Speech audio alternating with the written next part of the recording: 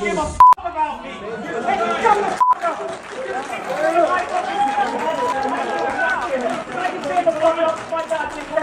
You don't get the fucking music to us. You don't get to take away our rights. You don't get to take our house. Get off of it. You don't get to do this to us. Come on, you guys.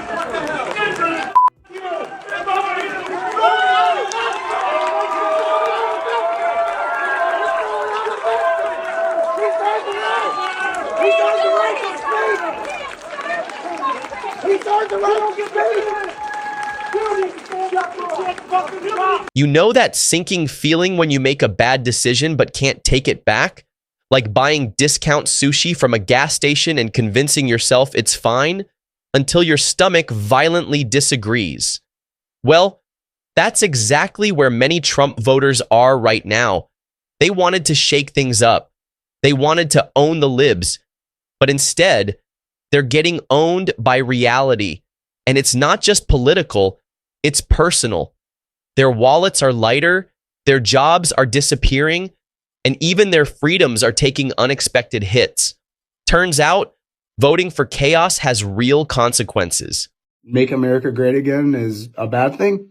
You took my tip away. I didn't mean to disrespect you. It's my livelihood. This is how I make my money. I think it's super disrespectful for you to treat me that way. We voted for Trump because he promised while he was campaigning like a million times that when he got into office, he was going to bring down prices, bring down grocery prices. The inflation has been high ever since COVID, and he promised he would bring that down. But it's obvious to me now that that was not true. A county that overwhelmingly supported Donald Trump is about to lose its largest employer directly because of Donald Trump's policies. Now, this is Greene County, Tennessee, which is home of Artisan and who is the only supplier of penny blanks to the U.S. Mint. And because of Donald Trump's policy to eliminate the penny, they are on the verge of going out of business, which means everybody there will lose their job.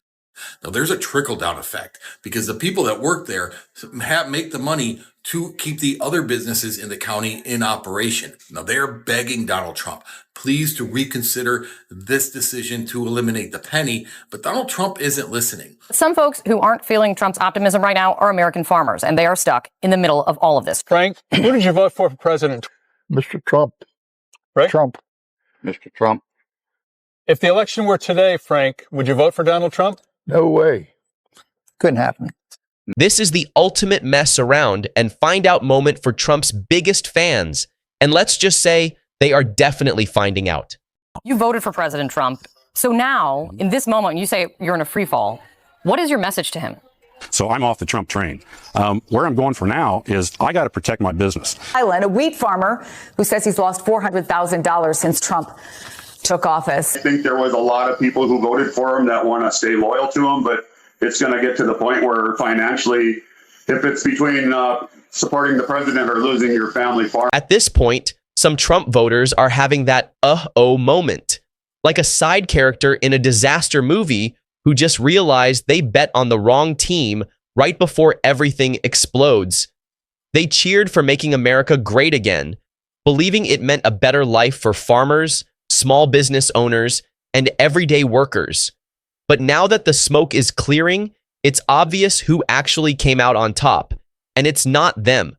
The real winners, billionaires, massive corporations, and opportunists like Elon Musk, who are cashing in while the working class is left footing the bill. Look at that most recent press conference in the Oval Office. Who was talking? Elon. Elon was running his mouth while his kid picked his nose beside the impotent commander-in-chief. And that is not good. That's not good for any one of us. America is being played by the world's richest man. Let's be clear. There's not a voter in America that doesn't want to get rid of waste, fraud, and abuse in government. There's not a Democrat or Republican or independent out there that's just like, yeah, let's let the government waste all of our tax dollars because who cares? Everybody wants the government to be responsible with our money. But what Elon is doing with our agencies and departments has nothing to do with our money and everything to do with his money. If we really wanted to save money, the very first agency the newly minted Department of Government Efficiency should have audited would have been the Department of Defense, since it's the second largest category of government spending, and the Pentagon has failed its annual audit 7 years in a row. In fact, it hasn't passed an audit since the Department of Defense became required to have audits because they couldn't fully account for where their money was going. But did DOGE start there? No. Doge started with USAID and the Consumer Financial Protection Board, and they're all up in Treasury and Transportation and the EPA. They started with the agencies and departments that are specifically connected to Elon's personal wealth. Not yours. His. Now the reality check has arrived, and it's impossible to ignore. Farmers who were promised prosperity are sinking in debt, with many on the brink of losing everything. Those tariffs that were supposed to boost American agriculture, they're doing the opposite, strangling it. Trump's so-called easy trade war with China, sold as a masterstroke to protect the economy, is actually wrecking the very industries his biggest supporters depend on. Turns out, the only ones winning are the ones who were already winning. So please stop thinking what Elon's doing has anything to do with you. Elon is not working for America. Elon is working for Elon. And if that means he has to do the bidding of China or Russia or Saudi Arabia, it doesn't matter. Elon's making sure that Elon is the world's first trillionaire, the untouchable king of the world. So Donald Trump may have made promises to Maga and the American people, but Elon is just rolling him to take care of himself.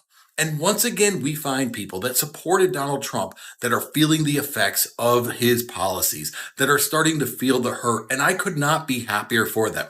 This is what they deserve. We're all going to be in the find out phase, but it does put a little bit of a smile on my face that the people who were warned, the people who should have been able to see who he was, are feeling it first. Because between Elon's four main companies, Tesla, SpaceX, Neuralink, and X, Elon is under multiple investigations. He's in active lawsuits. He has multiple violations and fines levied on him, including OSHA violations and oversight violations and union violations, and court orders from multiple departments he and his boy wonders are now actively hacking. Use logic. Do you think that's for your benefit? So the American people can save money? No, that is for him. So he doesn't lose money. It was a USAID inspector general who was investigating Starlink's potentially illegal behavior in Russia and Ukraine, just like it was the head of the FAA who was looking into what caused Elon's recent rocket explosion that severely impacted the flight routes of American commercial aircrafts. The National Labor Relations Board has been all over Elon because he treats his employees like shit. He claims to be this great environmental protector, but he is actively helping to shut down the Environmental Protection Agency so they can stop watching what he's doing. None of this is about the American people. Picture this.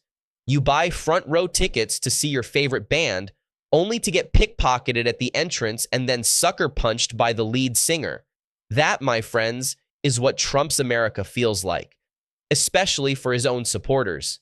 MAGA voters were promised prosperity, but instead, they're stuck watching grocery prices climb, paychecks stay the same, and rent rise faster than Trump's legal troubles.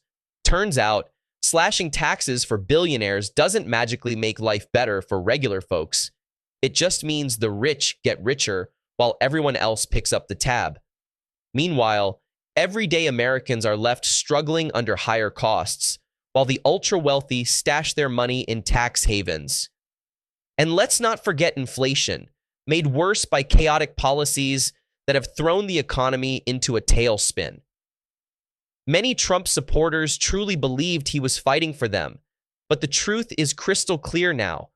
He was always fighting for himself, his wealth, his power, his businesses, his inner circle, everyone else, just collateral damage. So of all the F around and find out videos that have been going around, the one that shocks me the most is that one woman who is saying she's so upset with Donald Trump and Elon Musk and Republicans, and that's it. She's come to the conclusion and she's telling all of us there's no difference between left and right and we all need to band together. And now you guys got what you wanted and you have to suffer the consequences too.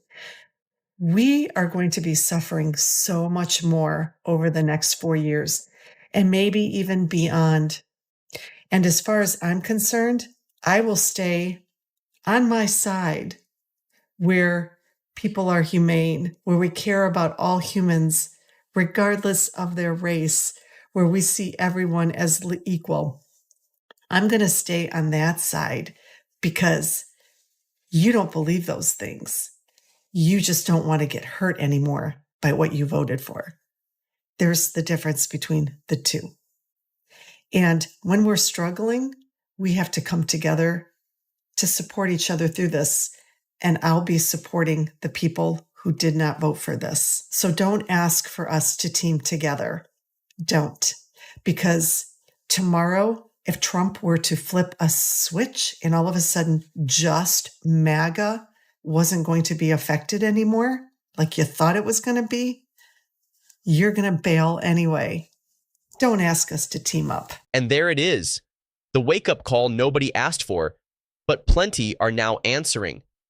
The grand promises of prosperity vanished. The so-called victories, turns out, they were just perks for the ultra-rich popping champagne, while everyday Americans are stuck wondering why their grocery bill rivals their rent. Life was supposed to get easier, but instead, it's like playing financial whack-a-mole. Every time you catch a break, another expense smacks you in the face. The people who thought they were buying a ticket to the Make America Great Again show are realizing they were just extras in a blockbuster about billionaire tax cuts, where the rich get richer and everyone else gets stuck footing the bill. But maybe, just maybe, this is the turning point. The moment when people start questioning the fairy tales instead of blindly believing them. Because in the end, real power doesn't belong to politicians. It belongs to the people. So, what do you think? Is this the biggest find-out moment in modern politics, or is there still time to turn things around? Have people finally had enough, or are they doubling down? Let's talk about it. Drop your thoughts in the comments. And if you enjoy real talk that cuts through the noise, hit that like button and subscribe to The Right Debates. Trust me, the best is yet to come.